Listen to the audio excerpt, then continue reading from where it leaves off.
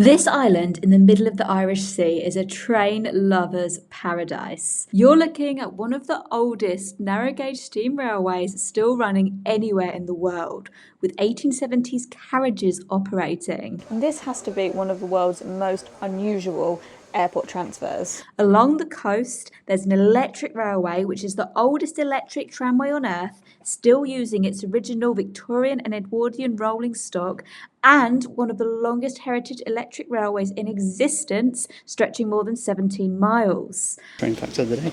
Higher up, the Snaefell Mountain Railway is the only Victorian mountain railway in the British Isles, climbing towards the island's highest point on equipment designed in 1895.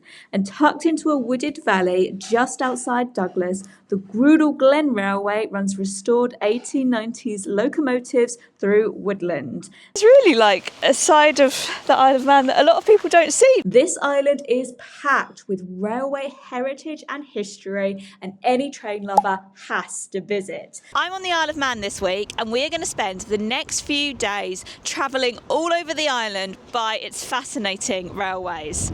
I'm just in a very windy Douglas, which is the island's capital, and this is our first railway station. So this is the Isle of Man steam train.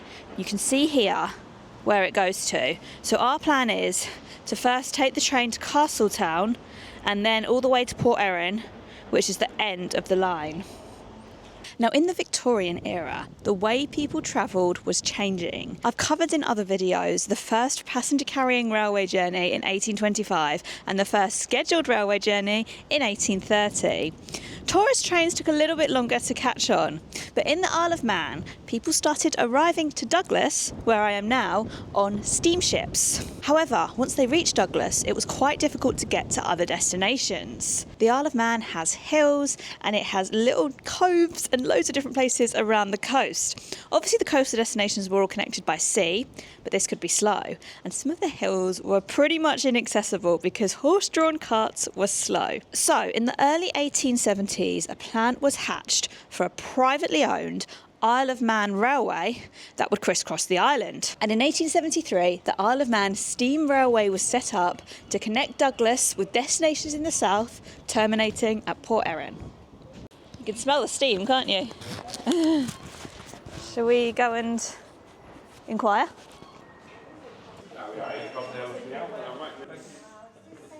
I was just reading that because of the Isle of Man's Crown dependency status, when the trains were being built, they could legalise them a lot quicker than the trains in the UK mainland, or the UK, sorry, I should say.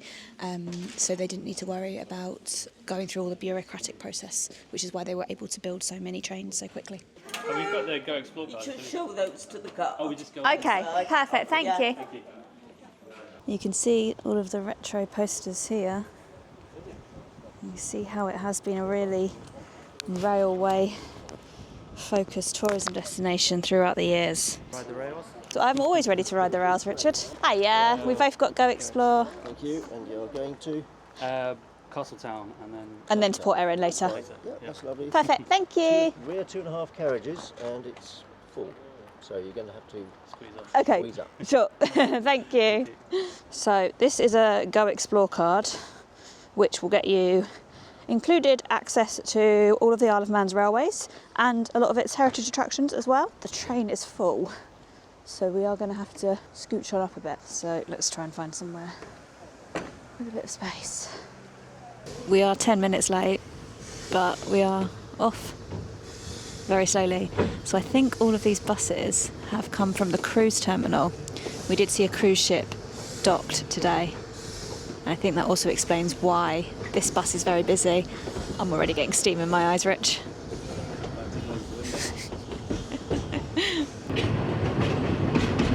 So this, up here, it looks like a temperate rainforest. We have temperate rainforests near where we live in the southwest. You do get them in the west of Scotland, Wales, and the southwest of England.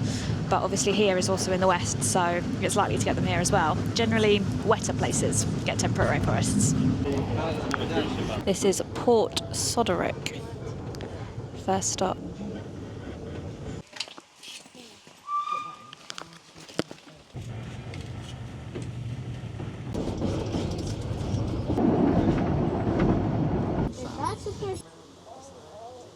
we've made it to Castletown.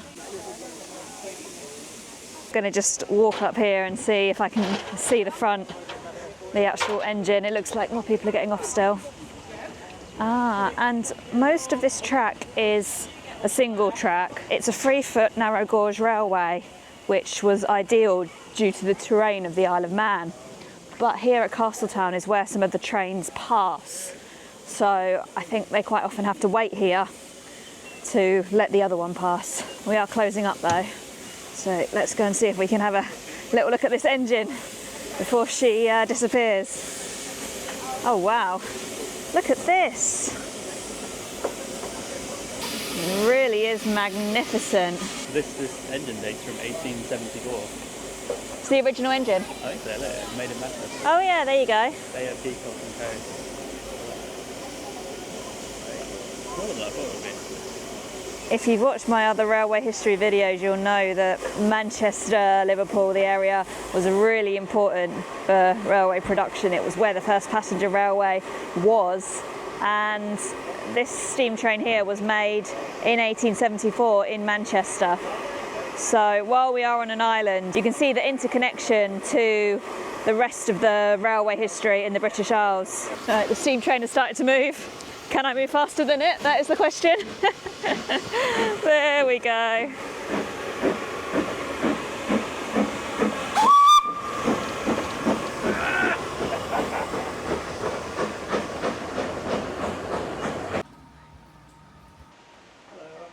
The railway is owned by the government. Yeah. It was nationalised in the 70s. It ran as a private undertaking effectively until then. And year on year through the 70s, the railway company were going cap in hand for like a tourist grant to the government each year. And it got more and more and more. Bear in mind it ran as a company, so all the directors wanted dividends and all that kind of carry on. Okay. And the dividend got too much and said, right, we're closing it. So the government stepped in. Right. But before that, the railway ran as the only form of public transport when it went to Ramsey and Peel and Foxdale. Yeah. And when the buses started up in the 30s, it was taking revenue away from the railway. So the railway's answer to that was simple. They bought the bus company. Oh. So they ran the buses at different times to the trains. Okay. And the fella that was the general manager of the railway for donkey's years, he died in office. He was in his 70s, but he died while he was still doing the job in the June 65. And in the September the railway shut because they looked into you'd call it creative accounting now. His brother was the director of the bus company, the subsidiary, and they were shoring up the railway, keeping the railway going with the bus profits effectively. Right. And then it shut down.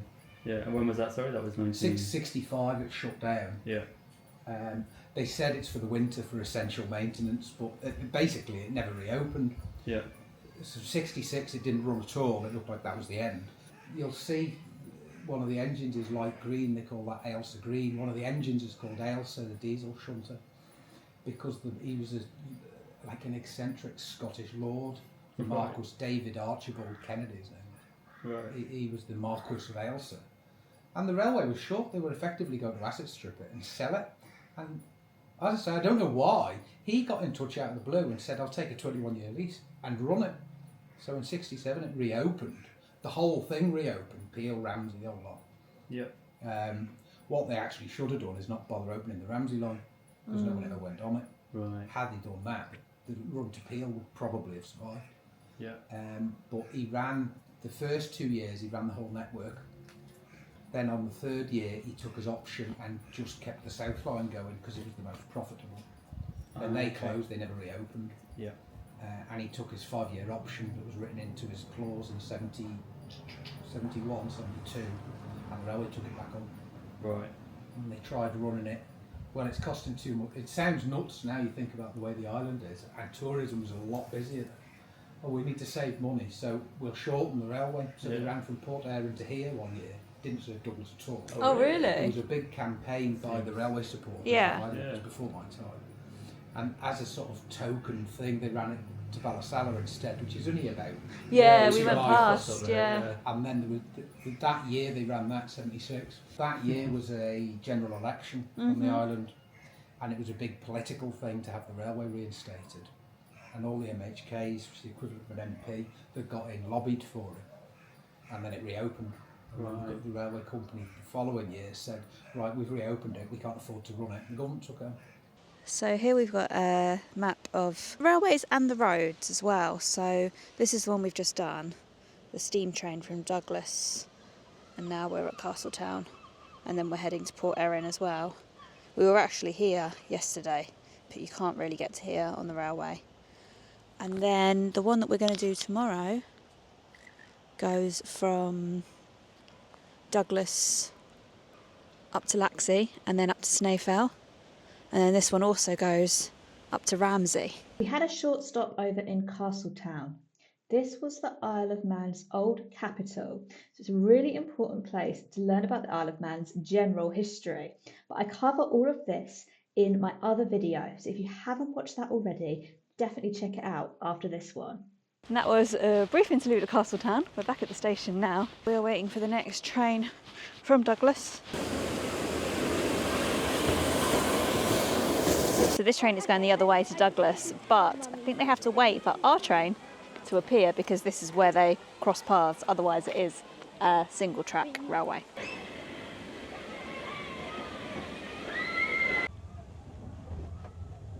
You can see these sort of vintage cabins. We've got a bit of artwork on the walls. It's a different way to travel from your GWR service these days. So we've arrived at Port Erin, and this is the terminus, the end of the line. It's a bit of a seaside resort town these days. So we are going to have a little look around, but I think first, what was your line, Rich? Just as the train is refuelling with coal, we can refuel with food.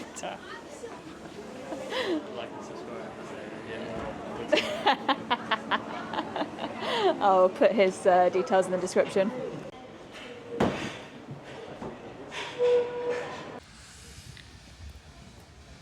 So as you can see, Port Erin is a beautiful little seaside. Is it a town or is it a village? I need to find that out. And the beach here is really beautiful. I didn't fancy going in the sea though. I was actually hoping I'd get the chance for a dip while I'm here in the Isle of Man. It doesn't look too choppy. I think it would be safe to go for a swim, but it's not particularly enticing swimming weather, is it, Rich?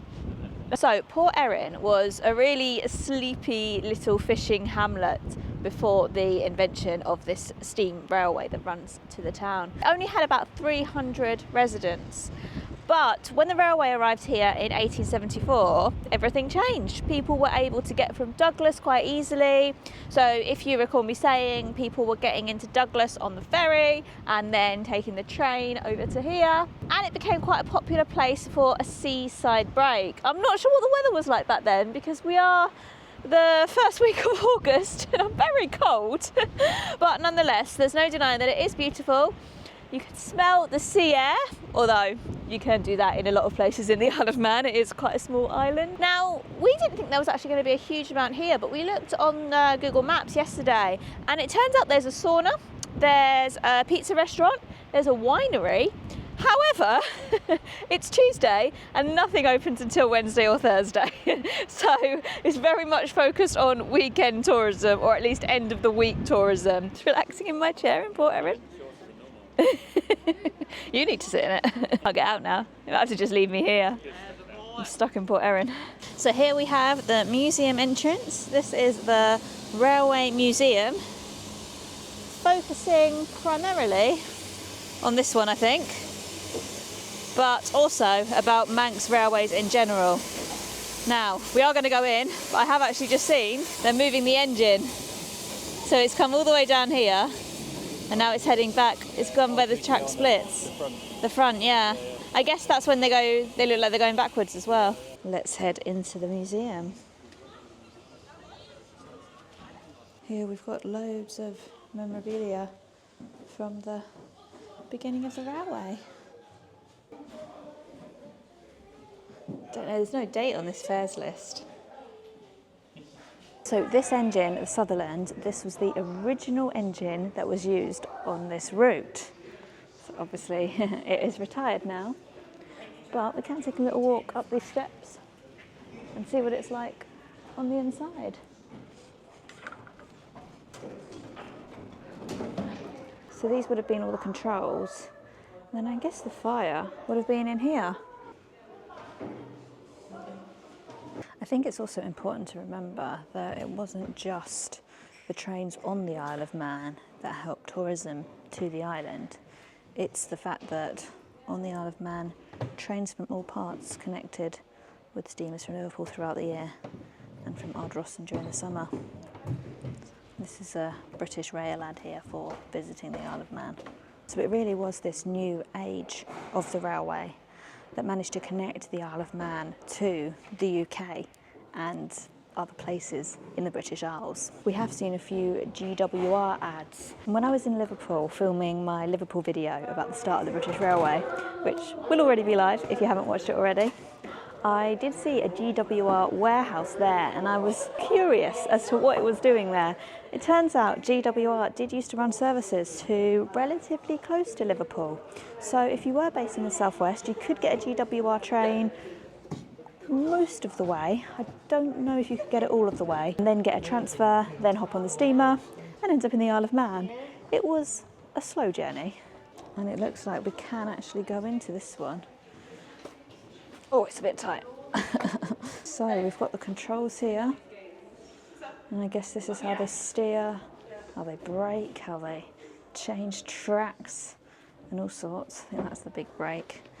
And then here would be where the oven, well, the fire, not the oven, would be.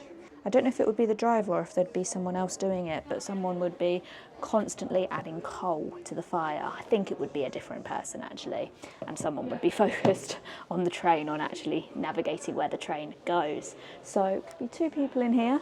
It would get very, very hot because the fire would be toasty, and the Isle of Man isn't a particularly warm place, but I imagine it would be difficult, very difficult working conditions here. At least the journeys weren't too far. Oh! There's no one else here. Here's the grand tour of the Victorian carriageway. Yeah, this is it. That's the door. And also a window. And these are the seats. That's about it. Isn't that right, Claire? Yeah, that was beautiful, Rich. That was beautiful. The entire couchette, is that how you call it?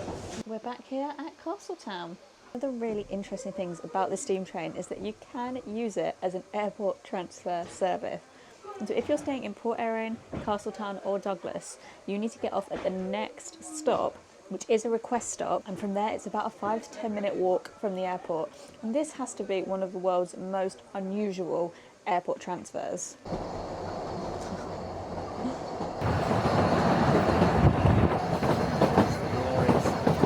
Here we go, Douglas is the end of the line, but this is not the end of the story of the Isle of Man railways. In fact, it's far from it. There are actually 3 other trains on this island, and tomorrow we might be riding all 3 of them. I'm going to go relax for the evening now, hopefully have a nice dinner and a good sleep, so I will check back in the morning when we'll be riding the rest of them. Good morning. So we are just at the electric tramway station and we're just about to take the electric train up to Laxey. It's actually looking quite busy. Which way do we go in, Rich? So whereabouts are you going to go to? We want to go to, is it Laxey for the mountain railway? Yeah. Okay. Thank you. How long is it to Laxey? 30 minutes. 30 minutes, perfect.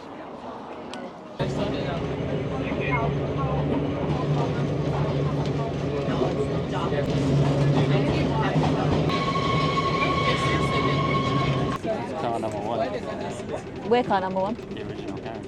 Oh, this is the original carriage. It looks like it. So the Manx Electric Tramway is the oldest electric railway in the world that still uses its original cars. And we're pretty sure we are in the original car. Car number 1. Car number 1. Did you say not all of them use the original cars these days?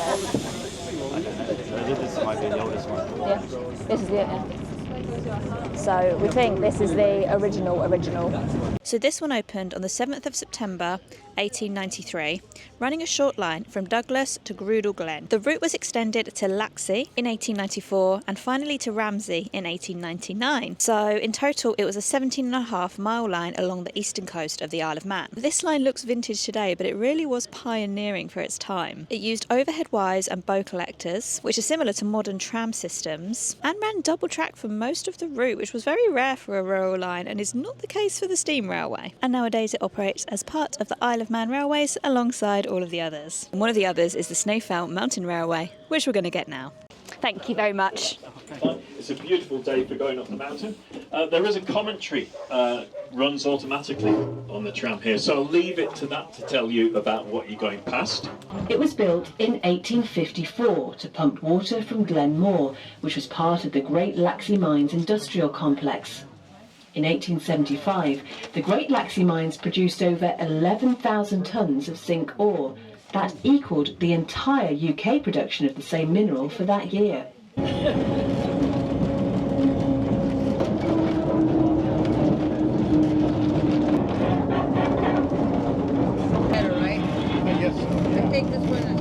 Please alight here for the TT circuit. The station building was built in 2002, replacing an older station that takes its name from the original Swiss chalet-style bungalow fit-out that was erected on this site, and beverages, and cooked food, and a selection of cake. Right, we made it. It was a little bit hectic getting on because we kind of accidentally joined a cruise group. Didn't realise we joined a cruise group, but there did end up being 2 spaces, which luckily there's 2 of us. So we've made it to the top of Snaefell. Now, Snaefell is a Norse word. I mentioned this in my other video, but if you've been to Iceland, you'll know the Snaefell Ness Peninsula. Same word, same origins. It means snow mountain. Now, this railway opened in 1895, just 2 years after the electric railway. It climbs over 2,000 feet or 600 metres to the island's peak, the highest point on the Isle of Man. And just like the MER, it was electric from the get-go. So it was another pioneering use of modern electric technology. And this was all largely thanks to the boom in Victorian tourism, which followed the creation of the railway in the UK initially. That caused Victorians to move around a lot more. And then the steam packet that connected to Douglas. Now, unlike the other routes on the island, this is a steep climb. So as we were going up, I actually saw a different use of technology, although it's not actually been implemented right here at the top because it's flatter, but you can just about see it going along there. So as well as the 2 normal tracks, there is a central braking line. This is called the Fell Rail, and it's named after its inventor, John Barraclough Fell. And, fun fact for you, it's the only railway in the British Isles to use this system. Now, the trams that are in use today are the same ones that were built in 1895. They're each hand-painted and manually operated. And he's off.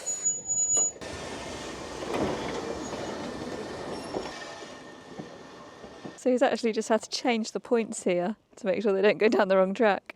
So he's just come down here and he had to pull this lever and it pulled the tracks across, so now it's going down the right track.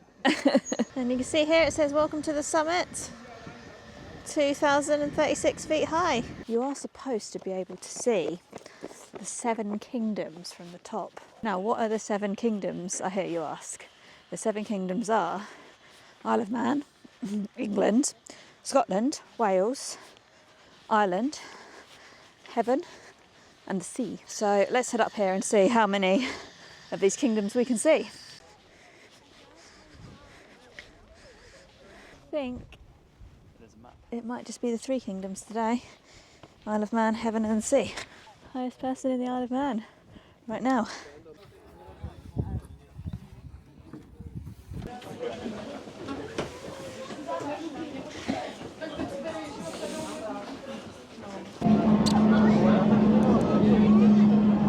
So we're back at Laxey now, and this is one of the major stops on the Manx Electric Railway. So we've got the timetable here. Laxey station has a little cafe as well.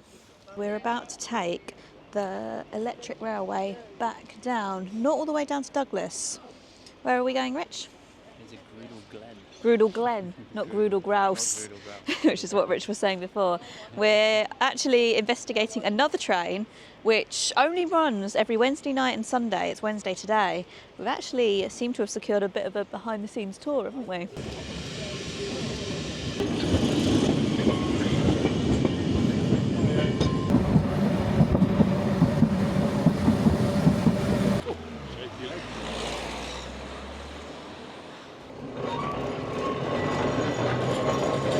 Right, welcome to Groudle Glen.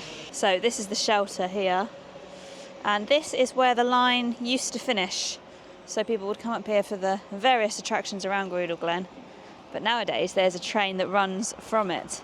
So we're heading down here to the train station, but this is a lovely area. It reminds me of like Lidford Gorge in Dartmoor, and I'm pretty sure all of this is temperate rainforest.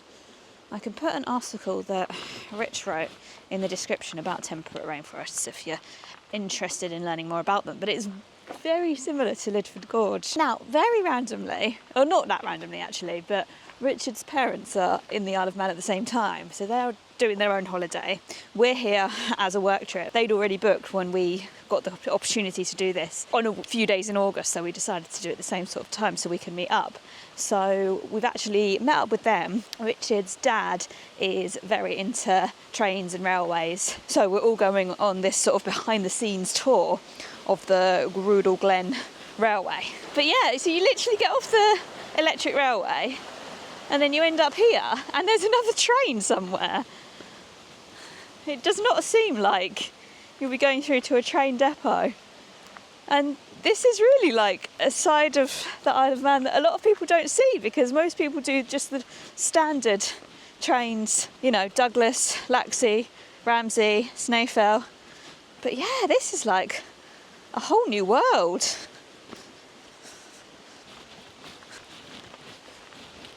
The Manx Electric Railway got as far as Groudle in its first year of operation. And it was the foresight of a guy called Richard Morphy Broadbent who got the foresight to see in this glen he could create a mini Alton Towers, and that's exactly what he did. There were shops, you could buy cameras, you could have films developed, there were all sorts of things, anything that would possibly entertain the Victorians, he was there. Yeah. It's difficult to imagine what it was like at the time because there wasn't a single tree in this glen. It was just a fern glen. Oh, right. So all the trees were planted by this new company to sort of just make it more interesting. And there was a big entrance to it, and there was a cafe at the entrance. And on the way down here, there were all sorts of things abandoned in '62. Okay. They tried to get it going again, but they spent an awful lot of time doing things that weren't important really, forgot about the engine, and when they came to steam, couldn't put itself along, let alone a train. Right. So that was the end of that. So was that the main reason it sort of fell into disrepair? And apart from that, it was the driver worked for the highway board here, and depending on what shift he was on or what urgency they got, the railway either didn't run or maybe did, or probably for only an hour, and then he'd be called away. Yeah. So it was very much hit and miss. So when was the heyday, sort of as soon as it opened? Well, the heydays were, I mean, obviously the railway needed somewhere in addition to all the excitement in the glen, the lily ponds, the walks. It was the nearest to Douglas. Subsequently, it's got a lot of history in terms of marriage proposal. When I moved to the Isle in 1982, I was already involved with the Isle of Man Steam Railway Supporters Association. I'm chairman of that at the moment, but that's because I can't persuade anybody else to take it off me. And one of the things we had at the time was the Isle of Man Railway Supporters campaigned for the government to take over the railways because we realised that trying to preserve the whole of the Isle of Man Railway was way beyond our means and are able to raise funds. So we realised the only way to save the steam railway was to campaign for the government to take it over. And in those days, it was quite obviously being seen as a tourist attraction, even in those days. So there was a lot of pressure put on, and it was quite a long fight over a number of years before the government finally saw the wisdom of it, and we have what we have today, where the railway was merged with the Manx Electric Railway, and the two railways are operated by the government department. One of our members said, what you want to do is restore the Groudle Glen Railway. And we were daft enough to listen to him, which is how we come to be here today with a complete railway. We had nothing here, all the track was ripped up. As I say, I moved over in '82 and we almost started here straight away. When they first built the electric railway, there was a local farmer that lived up there, Mr. Broadbent, who thought, hello, there's an awful lot of people coming to the middle of nowhere. I'll do a zoo here, and basically he put a zoo out the end with polar bears and sea lions. Hence the name. And we've got a brown. He had a brown bear come that you used to. It had a big ship's rope round it, and used to pay them money to take it for walks. Really? Yeah, you know, there's pictures of it out at the end there. These are things the Victorians thought nothing of doing, and did. He built the whole railway, he financed the whole thing. We are told that when one of the polar bears died, they had it stuffed by a taxidermist, and it used to live in the hotel up there. So when you came into the hotel, you had this big sort of polar bear sort of living over. And where was it originally a tourist train, or was it was like always built as a tourist? Yeah. You had the zoo out the end. Yeah. You had. It was the Alton Towers of its day, Yeah, really. This yeah. fella sort of, because there was like 100,000 would travel on the electric railway, so he had a captive market. You had to pay to get in the Glen. Yeah. You had the bandstand down there, which was twice the size then. Yeah. So there were evening tea dances where you would come along and sort of dance the night away. We have loads and loads of fellows who come and say, I met my wife here. Oh, really? They had a fortune teller in the Glen that you paid to that. They had a candy floss seller. The train would just be running around it all. Here are our toys. Or some of our toys. Got otter, sea lion, so it's all named after the zoo. We followed an animal naming practice basically. So sea lion is the original engine.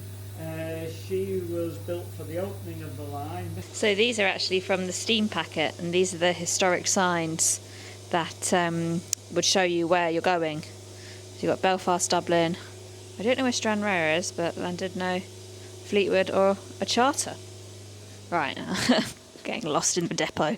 Where is everyone? These are our original coaches. These go back, all the ironwork on some of them goes back to the opening of the railway. So we finished our little look round the depot and the sheds, and now we are walking along the railway, heading to the cafe at the other end. So this railway ventures all the way up to Sea Lion Rocks. It says it's the railway that goes up to the sea. At the end there is the Sea Lion Rocks, there's a cafe, and there is, well, there used to be a zoo, so there is what remains of the zoo. There's not any animals there anymore or anything like that.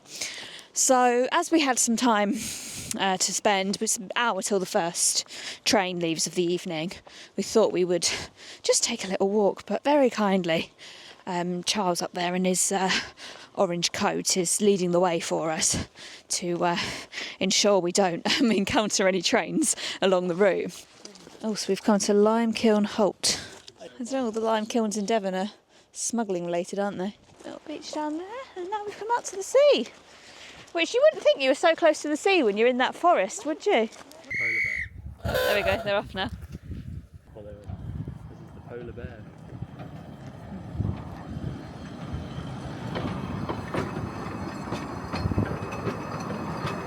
So we will be coming back here on the train later, but we've got here the Sea Lion Rocks tea room. It's a beautiful area, really rough, jagged cliffs. And I can't believe that I was just in a temperate looking rainforest previously. Tea rooms are opening up, well, getting ready to open up for business. And yeah, look at these cliffs. Really spectacular. This is the information about the railway and the tea room. So we're having tea and cake before walking back down and taking the railway.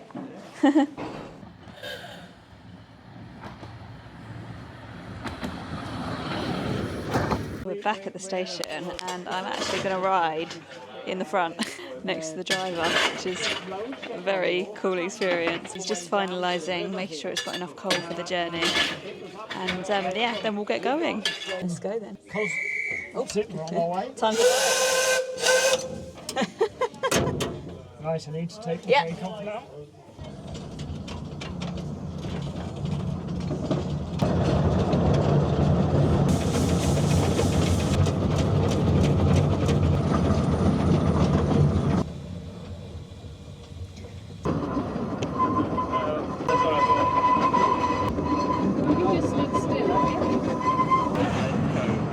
We've got one more train left on our Isle of Man train adventure. Not a new type of train, but another train journey. This was, of course, the Manx Electric Railway back to Douglas, and this was the end of our Isle of Man railway adventure. I didn't know much about Isle of Man trains before I visited the island, but as a train lover, I was really impressed. And if you are at all into railway history or different trains around the world, I would really recommend a visit. Thanks so much for watching this video. Unfortunately, our trip back from the Isle of Man wasn't that straightforward, and I'll be detailing it all in the next video. So do subscribe if you haven't already, and check out my Isle of Man culture video if you haven't seen it before. Thanks so much, and I hope to see you next time. Bye!